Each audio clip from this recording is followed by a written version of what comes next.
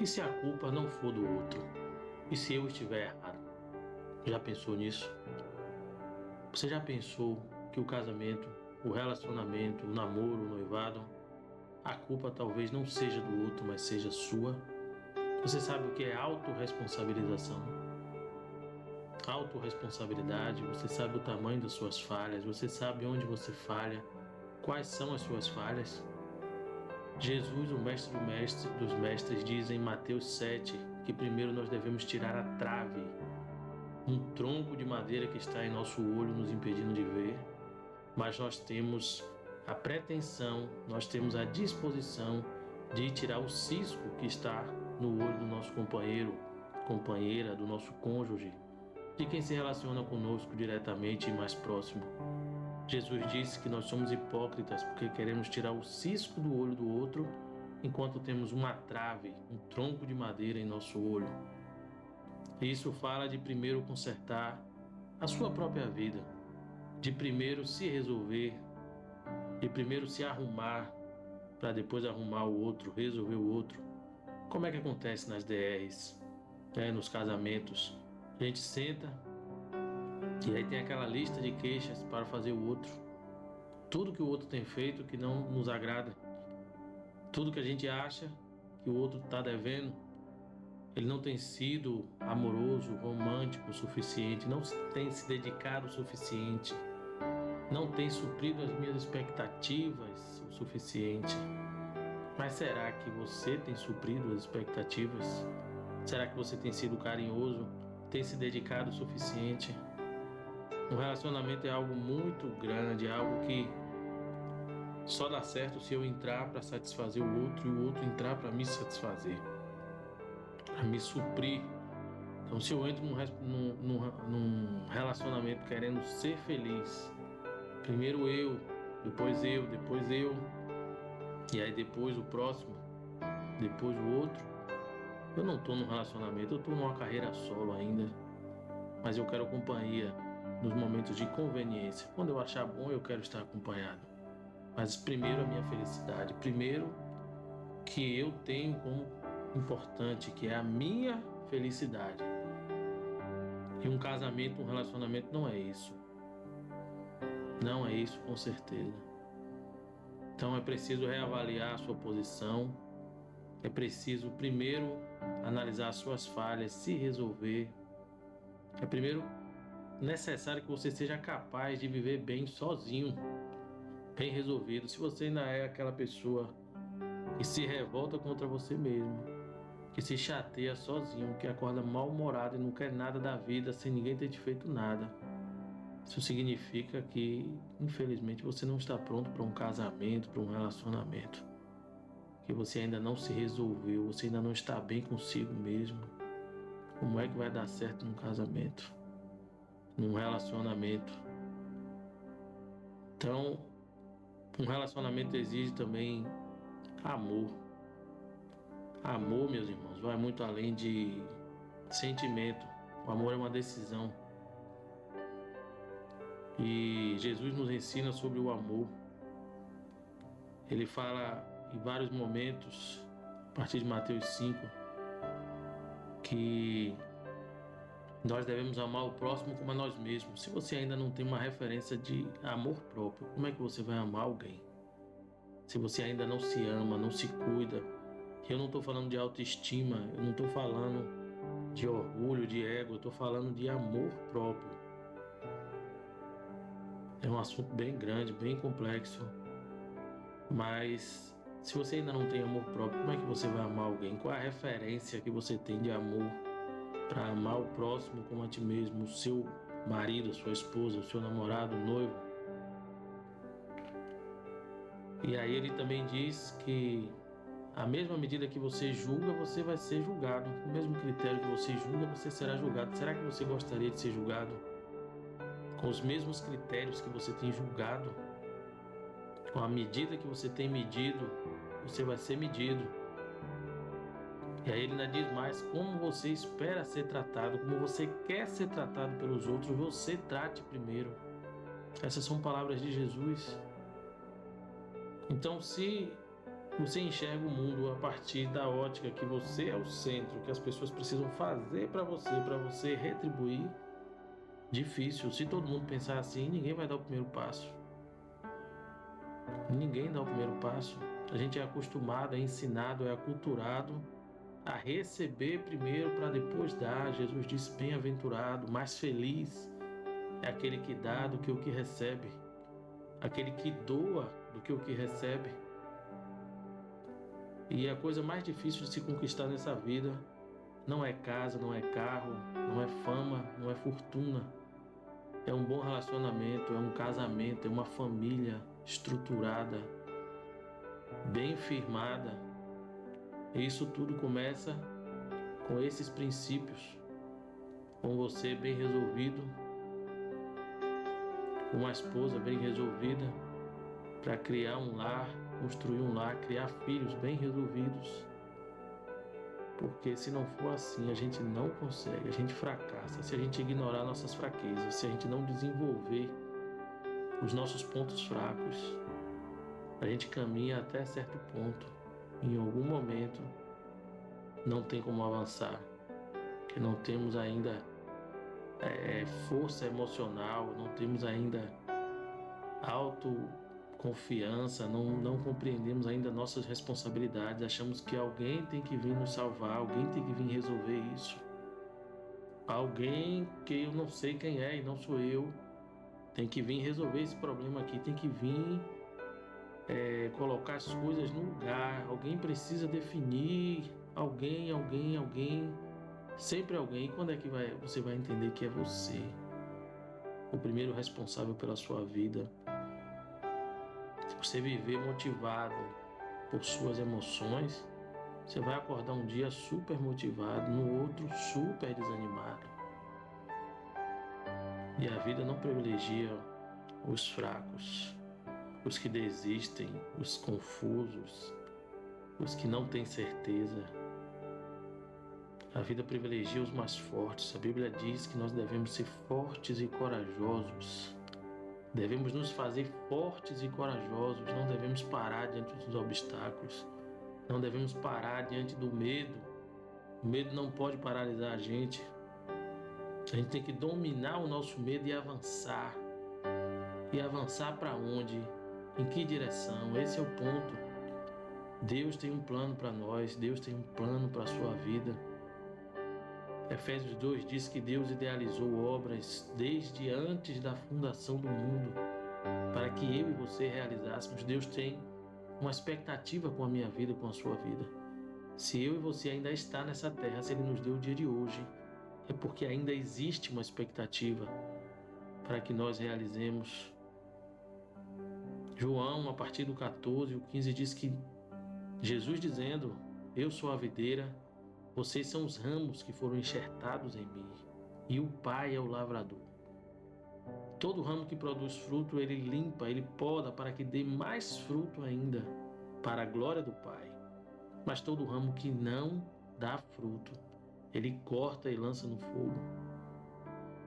Isso deixa evidente a nossa necessidade de frutificar, de produzir frutos, de produzir uma vida alinhada com os princípios de Deus, porque quando nós vivemos uma vida alinhada com os princípios de Deus, nós glorificamos a Deus com a nossa vida, com a nossa família, com o nosso relacionamento, com o nosso casamento. E isso glorifica a Deus. Isso cumpre o propósito. Isso cumpre o propósito para o qual nós fomos criados, que é glorificar a Deus através das nossas obras, da nossa vida, de nossos relacionamentos, de nossas habilidades, de tudo que Ele nos deu, de nossos dias, de nosso tempo. E é Deus quem dá a direção, é nessa direção que nós devemos avançar. Mais importante do que a velocidade que avançamos é a direção certa. A Bíblia diz que o coração do homem faz planos, mas a resposta certa vem da boca de Deus. Então você precisa buscar de Deus a direção, buscar de Deus sabedoria, entendimento, se fazer forte, se fazer corajoso para caminhar no caminho que Ele idealizou para nós. Quando eu digo caminhar no caminho de Deus, eu não estou dizendo que você tem que abandonar a sua vida, o seu trabalho e se meter dentro de uma igreja. Não, não é isso. Jesus disse que nós deveríamos ir pelo mundo e pregar o Evangelho de Jesus, as boas novas. E qual é a boa nova? É que Deus promoveu uma maneira de termos novamente relacionamento com Ele. Ele mandou Jesus pagar um preço que nós não poderíamos pagar. Um inocente foi morto em meu lugar, em seu lugar. Isso nos propiciou, nos proporcionou a oportunidade de ter novamente um relacionamento com Deus. Essa é a boa nova. Então, antes de você se meter dentro de uma igreja, de você se transformar num crente, ora, pergunta a Deus qual é o plano dele para você, onde é que você precisa estar, qual é a vontade dele para você. E é claro que você precisa compreender que Deus é soberano, que Deus é Senhor, que Deus não está aqui para fazer a sua vontade, para realizar o seu sonho. Não, Deus idealizou a sua vida, Deus tem um plano, Deus tem um sonho com você e comigo. E os caminhos do Senhor são mais altos do que os nossos. Os planos do Senhor são coisas que nunca ouvimos, nunca vimos, são coisas inéditas que Ele idealizou para cada um de nós. E tudo isso dentro de uma vida ordinária, dentro do meu trabalho, dentro do meu relacionamento, do meu casamento. Deus instituiu também a família, o casamento, os filhos. Deus instituiu o trabalho. Ele disse que o homem deveria trabalhar, do suor do seu rosto comer. Então, todo esse extraordinário acontece dentro do ordinário. Toda essa manifestação de Deus em nossas vidas acontece dentro do ordinário, dentro de um casamento, de um relacionamento, do trabalho de nossas mãos. É uma vida extraordinária dentro do ordinário. Quando nós ouvimos a voz de Deus, quando nós nos dirigimos na direção dele, quando nós estabelecemos que é melhor seguir o princípio que o Senhor está nos dando do que a nossa vontade, do que o que nós sentimos, do que o que nós achamos. É melhor seguir o caminho de Deus, é melhor obedecer a sua voz do que fazer o que você pensa. Porque você pensa, eu penso que eu já sei de tudo, que eu já entendi o jogo. E aí a gente quebra a cara mais uma vez, quebra a cara. Chega ao ponto de entender que a vida não faz sentido, de que não dá mais para quebrar a cara de novo, que já chega de tanta vergonha, de tanta humilhação. Por que você não tenta agora seguir o plano de Deus para a sua vida? Por que você agora não dá a oportunidade de vencer a sua vida? Eu e você que já caímos tanto, já pecamos tanto, já tropeçamos. E não é só pecar, é afundar todas as áreas de nossas vidas, o emocional, o espiritual, o profissional, o físico. Tudo isso vai decaindo à medida que falhamos, à medida que nos afastamos de Deus, tentando vencer na vida, no conceito do mundo.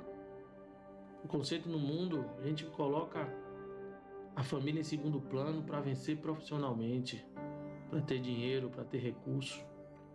Mas no plano de Deus, primeiro é a família. E dentro da família, o Senhor vai promover situações, condições, vai capacitar as nossas mentes, vai nos dar ideias, vai dar visão, vai capacitar as nossas mãos para vencer, para que o trabalho de nossas mãos prospere, para que em tudo sejamos benditos, para que em tudo sejamos prósperos. A Bíblia diz que o segredo para que as coisas materiais se desenrolem, a Bíblia diz que a bênção corre atrás de nós e nos alcança quando nos alinhamos com a sua palavra, quando obedecemos. A Bíblia diz que se nós obedecermos os direcionamentos de Deus, a bênção vai correr atrás de nós e vai nos alcançar. Imagina só, a bênção correndo atrás de você e te alcançando inevitavelmente, você prosperando, você vencendo aqui nesse mundo. Eu estou falando de coisas materiais. Então, não é com sacrifício que se alcança a vitória material, mas é com obediência. Imagina só, Deus lhe deu habilidades, Deus lhe deu dons, capacidades, e você sabe do que eu estou falando. Isso queima dentro de você, isso queima em seu coração. E essas habilidades, com isso você pode glorificar a Deus, atingindo outras vidas, outras pessoas, levando elas a um lugar melhor, levantando os caídos, libertando os cativos, quebrando as cadeias que prendem as mentes, os corações, através das habilidades que Deus te deu. E através dessas mesmas habilidades, Ele vai te sustentar, Ele vai te prosperar, Ele vai te ensinar como fazer aqui nesse mundo e Ele vai fazer prosperar o trabalho de suas mãos. Deus tem um plano para cada um de nós, irmãos, mas enquanto a gente persegue um plano pessoal que a gente construiu a partir da nossa visão do mundo, a gente se distancia de Deus e é muito difícil vencer. Muitas das vezes a gente vence fazendo sacrifícios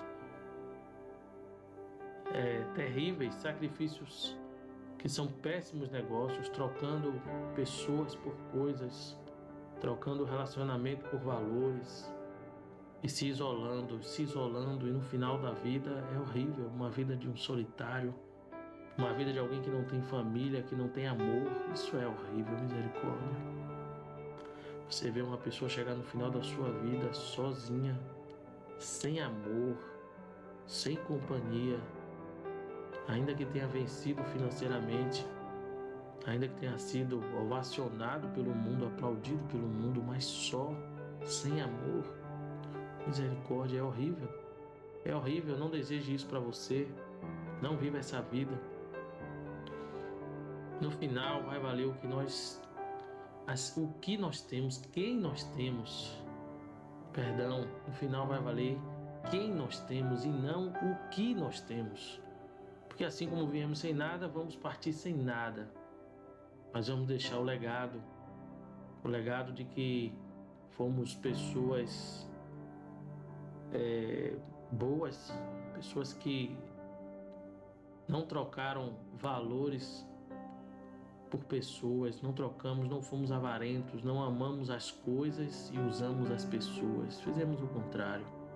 Amamos as pessoas e usamos as coisas.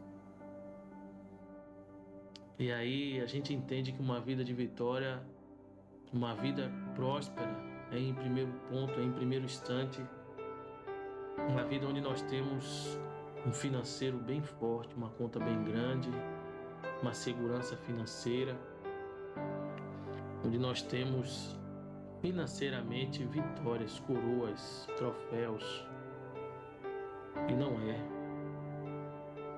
é mesmo, porque viemos sem nada e vamos partir sem nada, não vamos levar coisa alguma.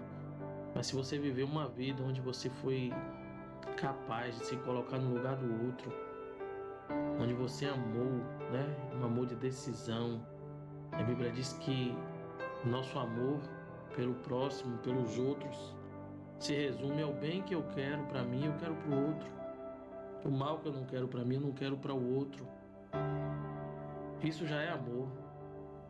Já é amor ao próximo. Essa é a maneira de amar o próximo, amar quem não tem um apego sentimental. Jesus disse que nós devemos amar o nosso próximo como a nós mesmos. Muitas das vezes o próximo é alguém que nós não temos nem um apego sentimental. Como é que amaremos alguém que nem conhecemos?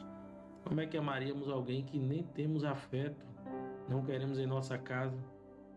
E aqui eu já te respondo isso. O amor que eu quero para mim, o bem que eu quero para mim, eu quero para o próximo. A felicidade que eu quero para mim, os livramentos, a misericórdia que eu quero para mim quando eu erro, a misericórdia que eu quero receber, a segunda chance que eu quero receber, eu também quero para o próximo. E o mal que eu não quero para mim, para minha casa, para meus filhos, eu não quero para ninguém. Isso aí já é amor. É a decisão. É um amor de decisão, não é um amor baseado, limitado a sentimentos, a afeto. Então, pensa nisso. Tudo isso se desenrola a partir do momento que eu me responsabilizo. que eu olho para mim mesmo, vejo minhas falhas, vejo meus pontos fracos. Quando eu sou capaz de tirar a trave que está no meu olho, e a partir de mim a mudança acontece no meu relacionamento, no meu trabalho, na minha família, em todas as áreas da minha vida. Quando eu olho para mim, vejo que eu preciso de ajuda, que eu preciso de mudança, que eu preciso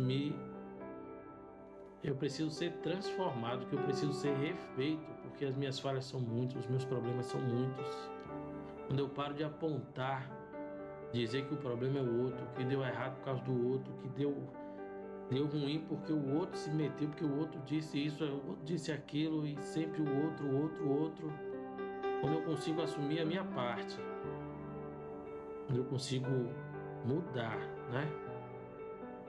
E a mudança parte de mim. E isso começa a mudar todas as áreas da minha vida. Muda os meus relacionamentos. Quando eu deixo de viver por emoção, mas eu vivo pelo que eu sei, pela razão. Não estou dizendo aqui que você vai matar os seus sentimentos, que você vai encerrar os seus sentimentos. Não, nada disso. Mas eles não podem te dominar, porque um dia você está bem, outro dia você está mal. Um dia você está feliz, outro dia você está triste. E a vida não para o seu dia triste.